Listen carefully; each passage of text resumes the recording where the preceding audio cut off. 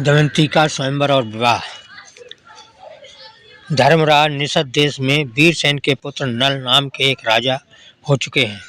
वे बड़े गुणवान, परम सुंदर, सत्यवादी, जितेंद्रिय, सबके प्रिय, वेदज्ञ एवं ब्राह्मण भक्त थे। उनकी सेना बहुत बड़ी थी। वे स्वयं अस्त्र विद्या में बहुत निपुण थे। वे वीर योद्धा, उदार और प्रबल पराक्रमी भी थे। उन्हें जुआ खेलने का भी कुछ कुछ शौक था। उन्हीं दिनों विदर्भ देश में भीम नाम के एक राजा राज्य करते थे। वे भी नल के समान ही सर्वगुण संपन्न और पराक्रमी थे। उन्होंने दमन ऋषि को प्रसन्न करके उनके वरदान से 4 संतानें प्राप्त की थी, 3 पुत्र और 1 कन्या। पुत्रों के नाम थे दम, दांत और दमन। पुत्री का नाम था दमयंती। दमयंती लक्ष्मी के समान रूपवती थी। उसके नेत्र विशाल थे। देवताओं और यक्षों में भी वैसी सुंदरी कन्या कहीं देखने में नहीं आती थी। उन दिनों कितने ही लोग विदर्भ से निषद देश में आते और राजा नल के सामने दमयंती के रूप में गुण का बखान करते। निषद देश से विदर्भ में जाने वाले भी दमयंती के सामने राजा नल के रूप में गुण और पवित्र चरित्र का वर्णन करते। इससे दोनों के हृदय में पारस्परिक अनुराग अंकुरित हो गया था। एक दिन राजा नल ने अपने महल के उद्यान में कुछ हंसों को देखा।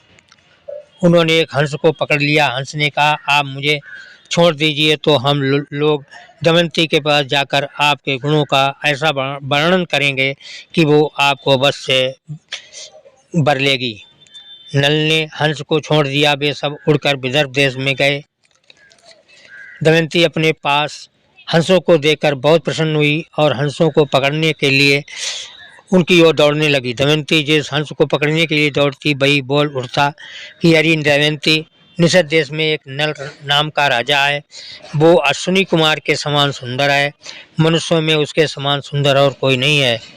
वो मानो मूर्तिमान कामदेव है। यदि तुम उसकी पत्नी हो जाओ तो तुम्हारा जन्म और रूप दोनों सफल हो जाएं। हम लोगों ने देवता, गंधर्व, मनुष्य, सर्प और राक्षसों को घूम घूम कर देखा है। नल के समान सुंदर पुरुष कहीं देखने में नहीं आया। जैसे तुम स्त्रियों में रत्न हो, वैसे ही नल पुरुषों में भूषण है। तुम दोनों की जोड़ी बहुत ही सुंदर होगी। दमयंती ने कहा, हंस, तुम नल से भी ऐसी ही बात कहना। हंस ने निषद देश में लौटकर नल के दमयंती का संदेश कह दिया। दमयंती हंस के मुख से राजा नल की कीर्ति सुनकर उनसे प्रेम करने लगी। उसकी आसक्ति इतनी बढ़ गई थी कि वो रात दिन उनका ही ध्यान करती रहती। शरीर धूमिल और दुर्बला हो गया। वो दीन सी देखने लगी। सखियों ने दमयंती के हृदय का भाव ताड़कर विदर्भ राज से निवेदन किया कि आपकी पुत्री अस्वस्थ हो गई है। राजा भीम ने अपनी पुत्री के संबंध में बड़ा विचार किया। अंत में वो इस निर्णय पर पहुंचा कि मेरी पुत्री विवाह योग्य हो गई है, इसलिए इसका स्वयंवर कर देना चाहिए।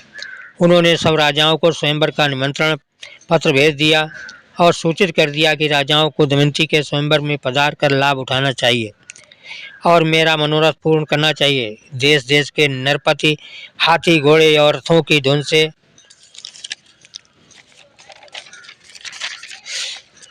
पृथ्वी को मुखारित करते हुए सज धज कर विदर्भ देश में पहुंचने लगे। भीम ने सबके स्वागत सत्कार की समुचित व्यवस्था की। देव ऋषि नारद और पर्वत के द्वारा देवताओं को भी दमयंती के स्वयंवर का समाचार मिल गया था। इंद्र आदि सभी लोकपाल भी अपनी मंडली और वाहनों सहित विदर्भ देश के लिए रवाना हुए। राजा नल का चित्त पहले से ही दमयंती पर आसक्त हो चुका था। उन्होंने भी दमयंती के स्वयंवर में सम्मिलित होने के लिए विदर्भ देश की यात्रा की। देवताओं ने स्वर्ग से उतरते समय देख लिया कि कामदेव के समान सुंदर नल दमयंती के स्वयंवर के लिए जा रहे हैं।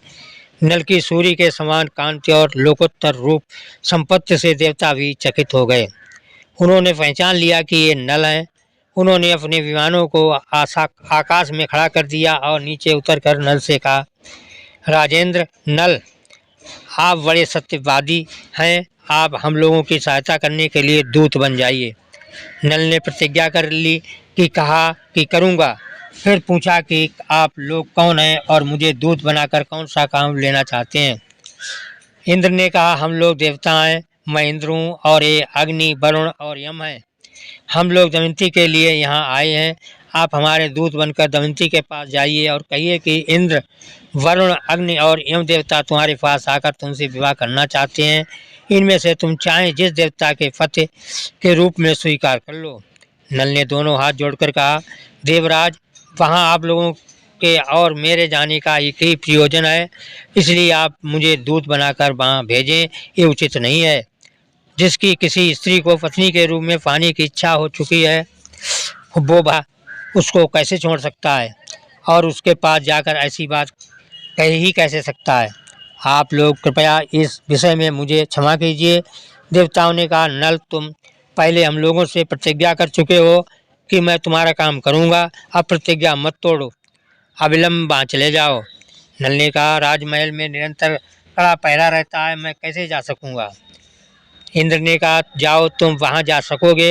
इंद्र की आज्ञा से नल ने राजमहल में बेरोक टोक प्रवेश करके दमयंती को देखा। दमयंती और सखियाँ भी उसे देखकर अबाक रह गईं। वे इस अनुपम सुंदर पुरुष को देखकर मुग्ध हो गईं और लज्जित होकर कुछ बोल न सकीं। दमयंती ने अपने को संभाल राजा नल से कहा, वीर, तुम देखने में बड़े सुंदर और निर्दोष जान पड़ते हो। पहले अपना परिचय बताओ, तुम यहाँ किस उद्देश्य से आए हो और यहाँ आते समय द्वारपालों ने तुम्हें देखा क्यों नहीं। उनसे तनिक भी चूक हो जाने पर मेरे पिता उन्हें बड़ा कड़ा दंड देते हैं। नल ने कहा, कल्याणी, मैं नल हूँ, लोकपालों का दूत बनकर तुम्हारे पास आया हूँ। सुंदरी, इंद्र, अग्नि, वरुण और यम, ये चारों देवता तुम्हारे साथ विवाह करना चाहते हैं। तुम उनमें से किसी एक देवता को अपने पति के रूप में वर्ण कर लो। यही संदेश लेकर मैं तुम्हारे पास आया हूँ। उन देवताओं के प्रभाव से ही जब मैं तुम्हारे नए महल में प्रवेश करने लगा तब मुझे कोई देख नहीं सका। मैंने देवताओं का संदेश कह दिया, अब तुम्हारी जो इच्छा हो करो। दमयंती ने बड़ी श्रद्धा के साथ देवताओं को प्रणाम करके मंद मंद मुस्कुराकर नल से कहा, नरेंद्र, आप मुझे प्रेम दृष्टि से देखिए और आज्ञा कीजिए कि मैं यथाशक्ति आपकी क्या सेवा करूं। मेरे स्वामी, मैंने अपना सर्वस्व और अपने आप को भी आपके चरणों में सौंप दिया है। आप मुझ पर विश्वास पूर्ण प्रेम कीजिए। जिस दिन से मैंने हंसों की बात सुनी उसी दिन से मैं आपके लिए व्याकुल हूँ। आपके लिए ही मैंने राजाओं की भीड़ इकट्ठी की है। यदि आप मुझ दासी की प्रार्थना अस्वीकार कर देंगे तो मैं विष खाकर, आग में जलकर, पानी में डूबकर या फांसी लगाकर आपके लिए मर जाऊंगी। राजा नल ने कहा, जब बड़े बड़े लोकपाल तुम्हारे प्रणय संबंध में प्रार्थी हैं, तब तुम मुझ मनुष्य को क्यों चाह रही हो। उन ऐश्वर्यशाली देवताओं के चरण रेणु के समान भी तो मैं नहीं हूँ। तुम अपना मन उन्हीं में लगाओ। देवताओं का अप्रिय करने से उनकी मनुष्य की मृत्यु हो जाती है। तुम मेरी रक्षा करो और उनको वर्ण कर लो। नल की बात सुनकर दमयंती घबरा गई। उसके दोनों नेत्रों में आंसू छलक आए। वो कहने लगी, मैं सब देवताओं का प्रणाम करके आपको ही पति के रूप में वर्ण कर दूं रही हूँ।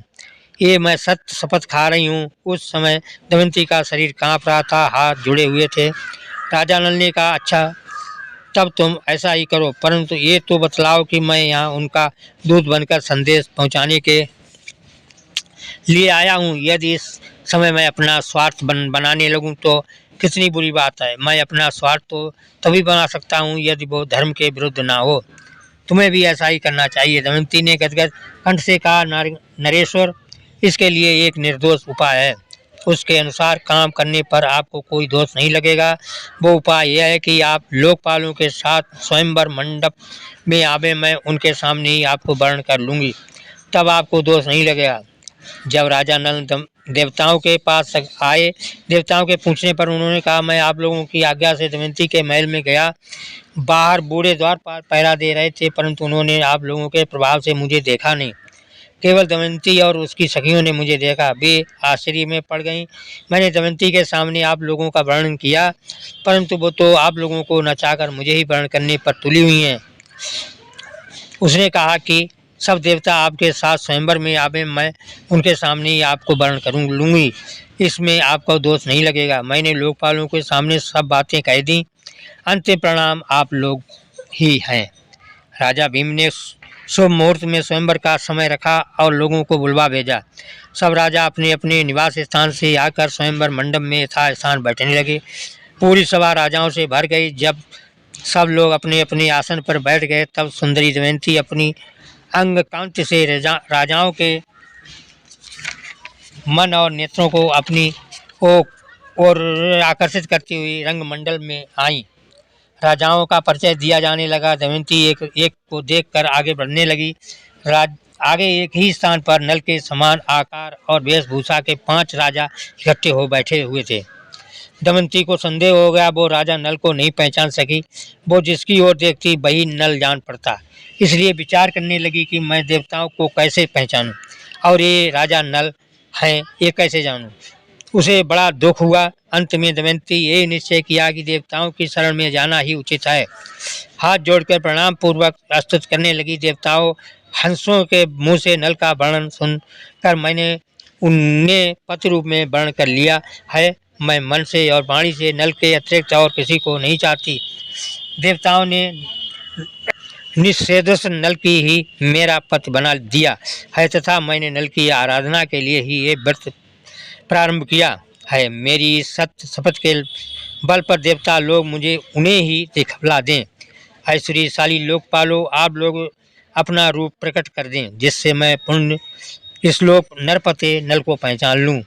दमयंती को देवताओं ने दमयंती का ये आर्त विलाप सुना। उसने दृढ़ निश्चय, सच्चे प्रेम, आत्मशुद्धि, बुद्धि, भक्ति और नल पारायण तो देखकर उन्हें ऐसी शक्ति दे दी जिससे वो देवता और मनुष्य का भेद समझ सकें। दमयंती ने देखा कि देवताओं के शरीर पर पसीना नहीं है, पलकें गिरती नहीं है, उनके गले में पड़ी पुष्पमाला को मलाई नहीं है, शरीर पर मैल नहीं है। वे सिंहासन पर स्थित हैं पर उनके पैर धरती को नहीं छूते और उनकी परछाई नहीं पड़ती। इधर नल के शरीर की छाया पड़ रही है, माला कुमला गई है, शरीर पर कुछ धूल और पसीना भी है, पलकें बराबर गिर रही हैं और धरती छूकर स्थित है। दमयंती ने इस लक्षणों से देवताओं और पुण्य श्लोक नल को पहचान लिया। फिर धर्म के अनुसार नल को वर्ण किया। दमयंती ने कुछ सकुचाकर घूंघट काट लिया और नल के गले में बरमाला डाल दी। देवता और महर्षि साधु साधु कहने लगे। राजाओं में हाहाकार मच गया। राजा नल ने आनंदादित रेख से दमयंती का अभिवादन किया। उन्होंने कहा, कल्याणी, तुमने देवताओं के सामने रहने पर भी मुझे वर्ण करके मुझे वर्ण कर लिया है, इसलिए तुम मुझको प्रेम परायण पद समझना। मैं तुम्हारी बात मानूंगा। जब तक मेरे शरीर में प्राण रहेंगे तब तक मैं तुमसे प्रेम करूंगा। ये मैं तुमसे शपथ पूर्वक सत्य कहता हूँ। दोनों ने प्रेम से एक दूसरे का अभिवादन किया। इंद्रादि देवताओं की शरण ग्रहण की। देवता भी बहुत प्रसन्न हुए। उन्होंने नल को 8 वर दिए। इंद्र ने कहा, नल, तुम्हें यज्ञ में मेरा दर्शन होगा और उत्तम गति मिलेगी। अग्नि ने कहा, जहाँ तुम मेरा स्मरण करोगे वहीं मैं प्रकट हो जाऊंगा और मेरे ही समान प्रकाशमय लोक तुम्हें प्राप्त होंगे। यमराज ने कहा, तुम्हारी बनाई हुई रसोई बहुत मीठी होगी और तुम अपने धर्म में दृढ़ रहोगे। वरुण ने कहा, जहाँ तुम चाहोगे वहीं जल प्रकट हो जाएगा। तुम्हारी माला उत्तम गंध से परिपूर्ण रहेगी। इस प्रकार 2-2 वर देकर सब देवता अपने अपने लोकों में चले गए। निमंत्रित राजा लोग भी विदा हो गए। भीम ने प्रसन्न होकर दमयंती का नल के साथ विधिपूर्वक विवाह कर दिया। राजा नल कुछ दिनों तक विदर्भ देश की राजधानी कुंडनपुर में रहे। तब उसके पश्चात भीम की अनुमति प्राप्त करके भी अपनी पत्नी दमयंती के साथ अपनी राजधानी में लौट आए। राजा नल अपनी राजधानी में धर्म के अनुसार प्रजा का पालन करने लगे। सचमुच उनके द्वारा राजा नाम सार्थक हो गया। उन्होंने अश्वमेघ आदि बहुत से यज्ञ किए। समय आने पर दमयंती के गर्भ से इंद्रसेन नाम के पुत्र और इंद्रसेना नाम की कन्या का भी जन्म हुआ।